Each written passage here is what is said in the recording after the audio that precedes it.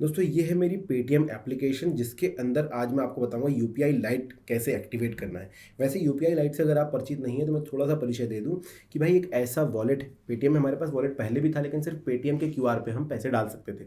UPI light लगभग सभी applications के अंदर है और एक ऐसा एप्लीकेशन एक ऐसा वॉलेट है जिससे कि आप पैसे किसी भी क्यूआर पे भेज सकते हैं, डायरेक्टली बैंक अकाउंट पे भेज सकते हैं, कोई भी चार्जेस आपसे नहीं लिए जाते हैं। और एक सबसे मस्त बात यह है कि इसमें 2,000 रुपए आप मैक्सिमम रख सकते हैं वॉलेट में और 500 रुपए के अंदर के ही ट्रांजेक्शन आप एक बार में कर सकते हैं।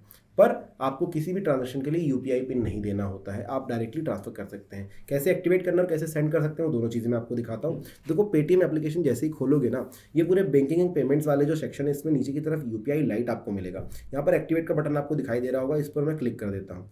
इस तरीके से आप जा सकते हैं। अगर ये बटन आपको नहीं मिल रहा है तो आप ऊपर सर्च का बटन तो दिख ही रहा होगा, उस पर क्लिक कर दीजिए।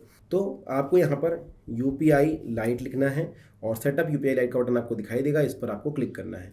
ये क्लिक करते ही आपको एक नया पेज मिलेगा, lightning fast UPI payments that never fail. Never fail क्यों लिखा हुआ है? क्योंकि आपके वॉलेट में पैसे हैं तो आपका बैंक सर्वर खराब भी हो तो भी ये पैसे निकल के सामने वाले को जाने वाले हैं। अब सामने वाले का बैंक सर्वर अगर खराब है तो कुछ इशू हो सकता है, जो कि बहुत रेयर चांसेस में होता है क्योंकि रिसीव बैंक कर ही लेते हैं। और देखो लाइटनिंग फास्ट क्योंकि आपको यूपीआई पिन नहीं डालनी है और फेल नहीं होगा और आप एप्लीकेशन के अंदर अपना बैलेंस रखते हैं। अब देखिए add balance to activate UPI lite. अब क्या करना है, आपको थोड़ा बैलेंस इसके अंदर रखना होता है। मैं यहाँ पर लगभग थोड़ा अमाउंट यहाँ पर डालने की कोशिश करता हूँ। नीचे की तरफ बैंक चूज़ करना है आपको, जिस बैंक से आप ये यूपीआई लाइट का बैलेंस डालने वाले हैं। तो मैं भी यहाँ पर चूज़ कर लेता हूँ, ये मैंने चूज़ कर लिया।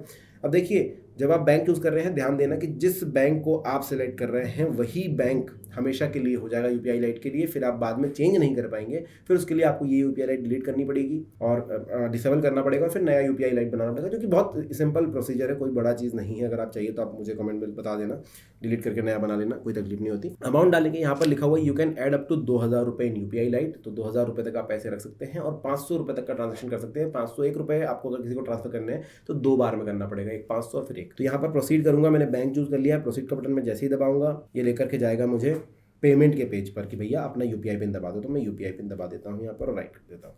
तो देख सकते हो यूपीआई लाइट में जो है मैंने बैलेंस जो है ऐड कर दिया। यूपीआई लाइट बैलेंस मुझे यहाँ पर दिखाई दे रहा है। बाहर आऊँगा, मुझे जो यहाँ पर यूपीआई लाइट का बैलेंस दिखाई दे रहा है। अब अगर मैं किसी को पैसे सेंड करने जाता हूँ, मान के चलिए किसी को भी कोई क्यूआर मैंने स्कैन किया है, फिर किसी दोस्त को भेज रहा हूँ, मैं यहाँ पर उसकी यूपीआई आईडी डालता हूँ।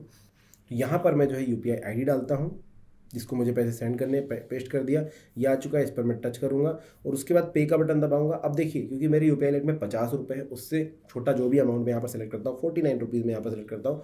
तो देखिए यूपीआई लाइट का बटन मिल जाता है, यहाँ पर यूपीआई लाइट सेलेक्टेड होता है। अगर मैं यहाँ पर 490 कर दूँ तो तुरंत बैंक चेंज कर देगा, लेकिन अगर मैं 50 रुपये के अंदर करता हूँ, अगर मैं 51 भी करूँ तो ये नहीं करेगा, 50 करूँ यूपीआई लाइट ही रहेगा, लेकिन मैं वहीं 51 कर दूँ तो तुरंत बैंक चेंज कर देता है। तो इस तरीके से होता है। अब मैं यहाँ पर वापस जो है 50 रुपये जो है यहाँ पर डालना चाहूँगा, यूपीआई लाइट से मैं ट्रांसफ़र करता और आप देख सकते हो पे सिक्योरली का बटन मिल रहा है, मैं पे सिक्योरली कर दूंगा और आप देख सकते हो कि मुझे कोई यूपीआई पिन नहीं डालनी पड़ी, डायरेक्टली पेमेंट हो गई है। तो इस तरीके से आप भी अपने यूपीआई लाइट का इस्तेमाल बहुत ही अच्छे तरीके से कर सकते हैं। इसके अलावा कोई जानकारी या क्वेश्चन आपके दिमाग में आया तो कमेंट सेक्शन में मुझे लिखकर बताइएगा। वीडियो कैसा लगा ज़रूर बताइए। वीडियो अगर अच्छा लगा तो लाइक और अपने दोस्तों के साथ शेयर भी कीजिए। धन्यवाद।